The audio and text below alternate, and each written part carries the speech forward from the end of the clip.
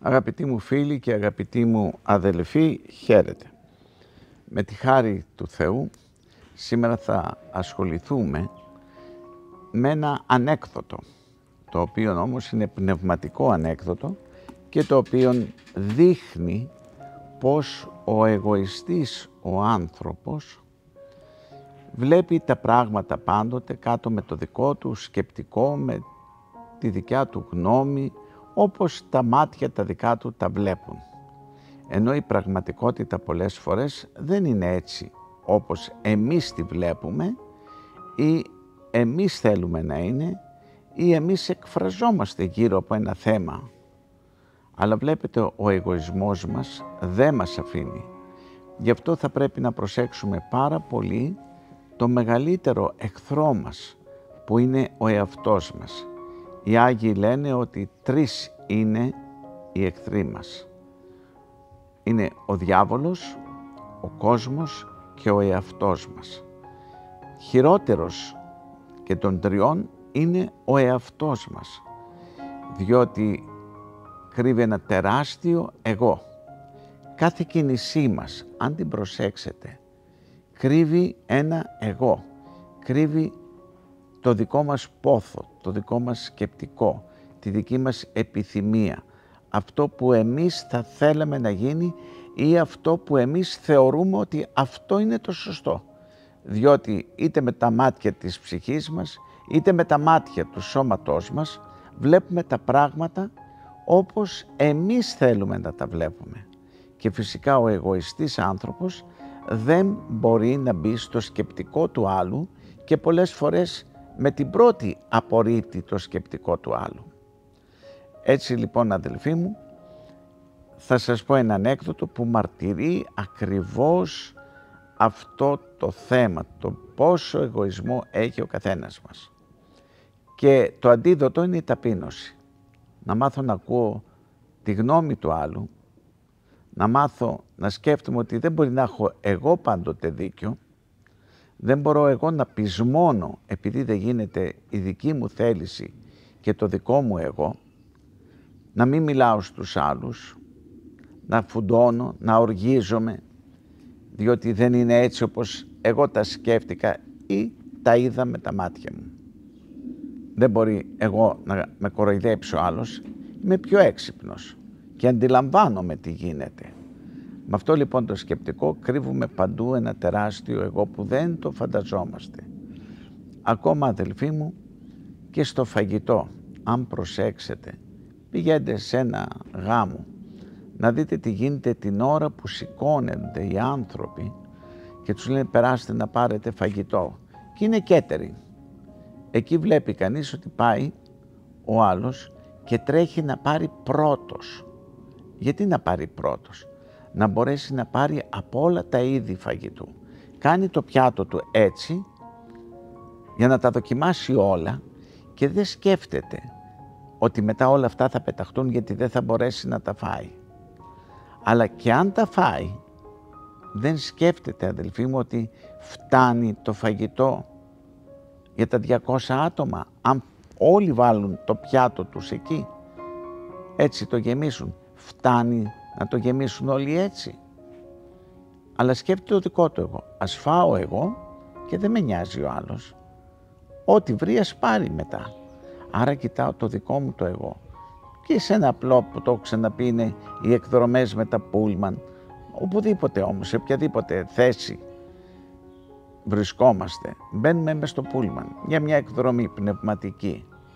Και τώρα που είπα εκδρομή πνευματική, να θυμίσω στην αγάπη σας ότι θα δημιουργήσουμε 7ήμερη πνευματική εκδρομή. Θα πάμε αεροπορικό στην Ιταλία. Βενετία, Φλωρεντία, Πίζα, Ρώμη, Νάπολη, Πομπία. Από 13 έως 19 Νοεμβρίου του 2025. Όσοι θέλετε να συμμετάσχετε, να δηλώσετε στο τηλέφωνο 210 52 21 860. Χωρίς να θέλω να υπερηφανευθώ, χωρίς να θέλω, δεν το λέω εγωιστικά, αλλά οι συμμετοχές πάντοτε είναι πάρα πολύ σύντομες, δηλώνουν πάρα πολύ γρήγορα, γι' αυτό πρέπει να βιαστείτε. Διότι και στην Κρήτη που πήγα και Αλεξανδρούπολη που πήγα και Θεσσαλονίκη που πήγα, Μακεδονία που πήγα, όπου πήγα αδελφοί μου, στα νησιά μας που επισκέφθηκα, ακούω τους ανθρώπους που λένε εάν θέλετε να περάσετε όμορφα, πνευματικά και ωραία, εκδρομές μόνο με τον πατέρα Νεκτάριο Μουλατσιώτη. Πράγματι, η εκδρομή μας είναι πνευματικότατη. Η εκδρομή μας είναι, πάει κανείς, χαίρεται αυτό που βλέπει, αλλά γεμίζει και την ψυχή του, γεμίζει τις μπαταρίες της ψυχής του με τα όσα ακούει μες στο πούλμαν ή όσα συζητούμε στο ξενοδοχείο, κατά παρέα ή και ομαδικά. Σας συνιστώ λοιπόν να δηλώσετε θέσεις για αυτή την 7ήμερη εκδρομή στην Ιταλία και δεν θα το μετανιώσετε. Έτσι λοιπόν επανέρχομαι τώρα στο θέμα μας, το οποίο σε μια εκδρομή λοιπόν που πάμε, μπαίνει ο άλλος μέσα στο πούλμαν. Όλοι θέλουν να κάτσουν στην πρώτη θέση, γιατί όλοι ζαλίζονται, όλοι θέλουν να βλέπουν, όλοι δεν μπορούν πίσω τα πόδια τους γιατί είναι μακριά, είναι κοντά και ούτω καθεξής, πάντως ζητούν όλοι τις πρώτες θέσεις. Δεν σκέφτονται ότι μόνο εγώ ζαλίζομαι. Στα 50-55 άτομα που χωράει ένα πούλμαν, άλλος δεν ζαλίζεται. Αλλά κοιτάω την πάρτη μου, είμαι παρτάκιας, είμαι το εγώ μου. Έτσι στο φαγητό, παντού. Προσέξτε κάθε κίνηση που κάνετε, όπου πάτε, το εγώ σας κοιτάτε, την πάρτη σας κοιτάτε, τον εαυτό σας κοιτάτε. Μέσα στο μοναστήρι είναι το πρώτο που μαθαίνω και εγώ για τον εαυτό μου, αλλά και για τους μοναχούς, η ταπείνωση. Το τελευταίο θα πάρω, τελευταίος θα κάτσω, τελευταίος θα ενεργήσω. Δεν θα είμαι ο πρώτος, γιατί δεν το αξίζω. Δεν είμαι αυτός που έπρεπε να είμαι ενώπιον του Θεού. Και γι' αυτό πάντοτε τελευταίος. Αυτή είναι η ταπείνωση, αδελφοί μου. Και τελευταίος να πω τη γνώμη μου. Τελευταίος να πω το δικό μου θέλω. Και άμα δεν γίνει αυτό το θέλω μου, δεν στεναχωριέμαι. Δεν πρέπει να στεναχωριέμαι. Διότι αυτή η στεναχώρια είναι ο εγωισμός. Πληγώνεται το εγώ μου, το οποίο μπορεί να καταλήξει, αδελφοί μου, και σε μελαγχολία, αν το εγώ μου πληγωθεί πάρα πολύ. Λοιπόν, το ανέκδοτο λοιπόν έχει ως εξής. Ένας τσοπάνης επάνω έξω από τα Γιάννενα, εκεί στο Μέτσοβο, έβοσκε τα γιδοπρόβατά του πριν πάρα πολλά χρόνια, όπου δεν υπήρχαν οι καθρέφτες. Καθρέφτη είχαν μόνον στα σπίτια οι πλούσιοι, στην Αθήνα, στις μεγάλες πόλεις. Και τότε κυκλοφορούσαν κάτι καθρεφτάκια σε στυλ οβάλ που ήταν τσέπης. Έτσι το είχε κανείς στη τσέπη του, το έβγαζε, κοιταγότανε, φτιαχνότανε, αλλά αυτά τα είχαν οι πλούσιοι, επαναλαμβάνω. Κάποιος λοιπόν βοσκός βρήκε πάνω στο βουνό ένα τέτοιο καθρεφτάκι οβάλ. Το παίρνει, κοιτάει, τι είναι αυτό, λέει. Κοιτάει, το παίρνει μπροστά του, πω, φωτογραφία του πατέρα μου. Πού βρέθηκε εδώ η φωτογραφία του πατέρα μου πάνω στο βουνό? Πού βρέθηκε? Αυτός έμοιαζε στον πατέρα του και κοιτάζοντας τον καθρέφτη, με τα δικά του μάτια έβλεπε τον πατέρα του. Αυτό ήθελε αυτός να βλέπει. Με το δικό του τρόπο σκέψεως, αυτό που έβλεπε ήταν ο πατέρας του. Ό,τι και να του έλεγες, ήταν ο πατέρας του. Πηγαίνει λοιπόν στο σπίτι, το είχε το καθρεφτάκι στην τσέπη. Εν τω μεταξύ, από την αγάπη που είχε τη μεγάλη στον πατέρα του, κάθε 3 και 5 το έβγαζε από την τσέπη του, το κοίταγε τη φωτογραφία του πατέρα του και τη φιλούσε. Τον βλέπει η γυναίκα του, λέει, κάτι δεν πάει καλά με τον άντρα μου. Τι είναι αυτό που βγάζει από την τσέπη του και συνέχεια το φυλάει? Τι είναι αυτό? Και τότε, όταν πήγε ο άντρας της να κοιμηθεί, πηγαίνει στο παντελόνι του και βγάζει το καθρεφτάκι. Κοιτάγεται, πω, ο άντρας μου έχει φιλενάδα. και είναι και κατάσχημη. Άμα αυτή φυλάει συνέχεια, θα στον φτιάξω εγώ. Τώρα θα πάω στον πνευματικό μας. Ο άντρας μου μοιχεύει, με απατάει. Τι πράγματα είναι αυτά που εγώ έχω κάνει για αυτόν, για εκείνα, τα άλλα. Πάλι το εγώ της. Και την έβλεπε κατάσχημη. Δεν καταλάβαινε ότι έβλεπε τον εαυτό της, διότι με τα δικά της μάτια έβλεπε τα πράγματα όπως εκείνη πάλι ήθελε. Και πάει λοιπόν στο πνευματικό της. Πατέρα μου, του λέει, με απατά ο άντρας μου. Έχει φιλενάδα. Παιδάκι μου, της λέει, τον άντρα σου τον εξομολογώ χρόνια. Και πάνω στα βουνά πού να βρει φιλενάδα. Μα τον έπιασε από αυτοφόρο. Έχει φωτογραφία της. Έχει φωτογραφία, βέβαια. Την έχεις, λέει, μαζί, βέβαια. Για να δω, λέει, ποια είναι. Βγάζει λοιπόν το καθρεφτάκι, του το δίνει του πνευματικού, του εξομολόγου. Κοιτάει ο εξομολόγος, παιδί μου, τη φιλενάδα του. Εδώ είναι ο Άγιος Χαράλαμπος. Δεν τον βλέπεις? Τον Άγιο Χαράλαμπο φιλά. Άμα να το φιλήσω κι εγώ. Ο παπάς έβλεπε τον Άγιο Χαράλαμπο, φαίνεται το προσωπάκι του ιερέως, έμοιαζε με τον Άγιο Χαράλαμπο. Που τι σημαίνει αυτό? Ότι ο καθένας βλέπει τα πράγματα σύμφωνα με το δικό του εγώ, με τη δικιά του θέληση, με τη δικιά του σκεπτικό, με τη δική του επιθυμία. Έτσι, ούτε ο πατέρας του ήτανε, του Βοσκού, ούτε η φιλενάδα ήτανε που την έβλεπε την κατάσχημη, αλλά ήταν η γυναίκα του. Ούτε και ο ιερέας πάλι είδε το σωστό, τον Άγιο Χαράλαμπο. Έβλεπε τον εαυτό του. Γι' αυτό πρέπει να είμαστε πάρα πολύ προσεκτικοί, να εξετάζουμε το εγώ μας και να κρατούμε μία ταπείνωση. Διότι εκεί, αδελφοί μου, ξεκινά ο αόρατος πόλεμος.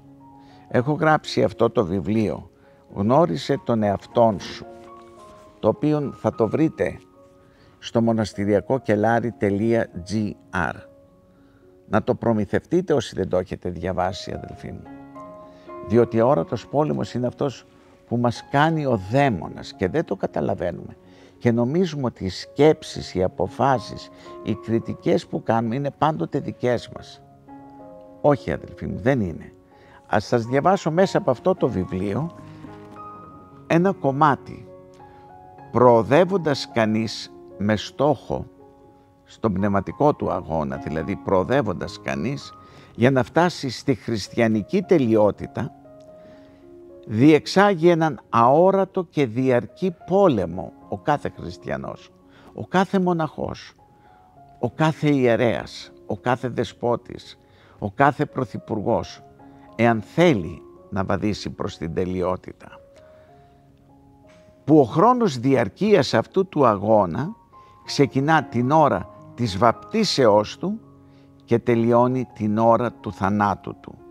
Μόνο εκείνη την ώρα του θανάτου μας, όταν κλείνουμε τα μάτια μας, τότε μόνο σταματά αυτός ο πόλεμος.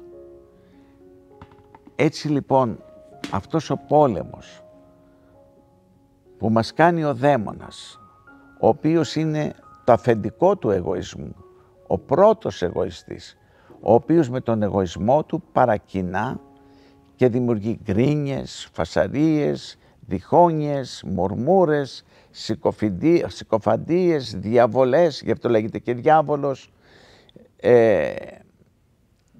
Μας βάζει μες στο μυαλό να σκεπτόμαστε για τον άλλον άσχημα, χωρίς ο άλλος να έχει κάνει κάτι για μας, δηλαδή καχυποψίες θα λέγαμε, και τα βλέπουμε όπως θέλουμε και εμείς, όπως τα βλέπαν αυτοί που κοίταγαν το καθρεφτάκι. Ένα τέτοιο πόλεμο τον αντιμετωπίζουμε μόνον με την Αγία Ταπείνωση. Μόνον όταν ασκηθούμε στην ταπείνωση. Και αυτός είναι ένας τρόπος που ζούμε εμείς μέσα στο μοναστήρι, αλλά και κάθε χριστιανός την ταπείνωση πρέπει να την ασκεί, αδελφοί μου, και μέσα στο σπίτι του, μέσα στο γραφείο του, στην εργασία του, στην παρέα του. Εάν δεν κόψουμε αυτόν τον εγωισμό, αδελφοί μου, ειρήνη δεν θα έχουμε. Ο Χριστός είπε ότι ειρήνη θα έχουν στην καρδιά τους όσοι έχουν ταπεινοφροσύνη. Αυτοί θα είναι και ειρηνικοί άνθρωποι. Οι υπόλοιποι θα είναι μέσα στο άγχος, μέσα στην κρίνια, μέσα στην φαγωμάρα.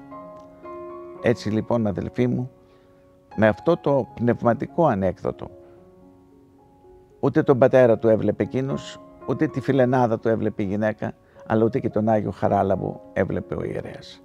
Έβλεπε ο καθένας αυτό που ήθελε να δει. Προσέξτε λοιπόν, γιατί και εμείς ακούμε τα πράγματα όπως θέλουμε να τα ακούμε. Αλλιώς εκνευριζόμαστε. Θέλουμε να τα βλέπουμε όπως θέλουμε να τα βλέπουμε. Θέλουμε να γίνονται όπως θέλει το δικό μας το εγώ και η δικιά μας η θέληση. Φεύγετε λοιπόν μακράν του όφεως του εγωισμού. Η ταπείνωση είναι το φάρμακο. Να πολεμήσω το εγώ μου. Και σας συνιστώ, όπως είπα, αυτό το βιβλίο. Και να μην ξεχάσετε, αδελφοί μου, να στείλετε τα ονόματά σας για το 40 που ξεκίνησε 1η Αυγούστου, ξεκινά 1η Αυγούστου και τελειώνει 14 Σεπτεμβρίου. Είναι το 40 για τον Παναγιά μας και για τον Τίμιο Σταυρό. Κρατάει 40 και πλέον ημέρες. Στο blog και μόνο στο blog να στέλνετε ονόματα, ούτε στο Messenger, ούτε στο Facebook, ούτε πουθενά άλλου. Μόνο στο blog gerondasnectarios.gr, εκεί που λέει 40 και μνημόνευση ονομάτων. Και επίσης, όσοι θέλετε να βοηθήσετε για να συμπληρώσουμε το χρηματικό ποσό που φτιάχνουμε την Παναγία, το πουκάμισο της Παναγίας της Τρικορφιώτισσας, της εικόνας μας, της εφόρου, της Ιεράς Μονής μας, για να είναι και για εσάς η Παναγία προστάτηδα και να προστατεύει την οικογένειά σας. Βοηθήστε παρακαλώ, οικονομικά όσοι μπορείτε, να συμπληρώσουμε το υπόλοιπο ποσό που απομένει, που είναι γύρω στις 20.000, ώστε να φτιαχτεί το πουκάμισο της Παναγίας μας. Όμως, όπως έχω πει και άλλοτε, τα ονόματα θα τα στείλετε, είτε βοηθήσετε οικονομικά, είτε δεν βοηθήσετε. Δεν έχει να κάνει καμία σχέση η προσευχή μας με το οικονομικό κομμάτι.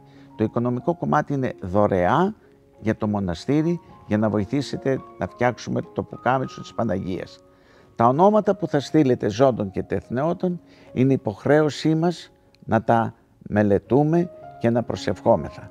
40 εξάλλου μοναχοί, νύχτα και μέρα διαβάζουμε τα ονόματά σας. Ευχαριστώ που μας παρακολουθήσατε και σύντομα θα τα ξαναπούμε.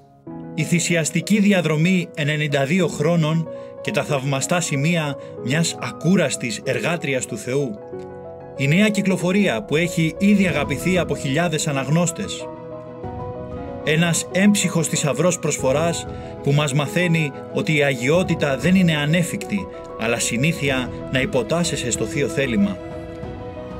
Βίος και πολιτεία της γερόντισσας Παϊσίας της Ελεήμονος. Βρείτε το στο μοναστηριακοκελάρι.gr, αλλά και στα εκθετήρια των Αθηνών το κελάρι της Μονής. Ιπποκράτους 15, πλησίον της Λεωφόρου Ακαδημίας, Σοφοκλέους 15, πλησίον της Βαρβάκιου Αγοράς και Αναλήψεως 18 και Νικολάου Αρώνη, πλησίον της πλατείας Αγίου Λαζάρου.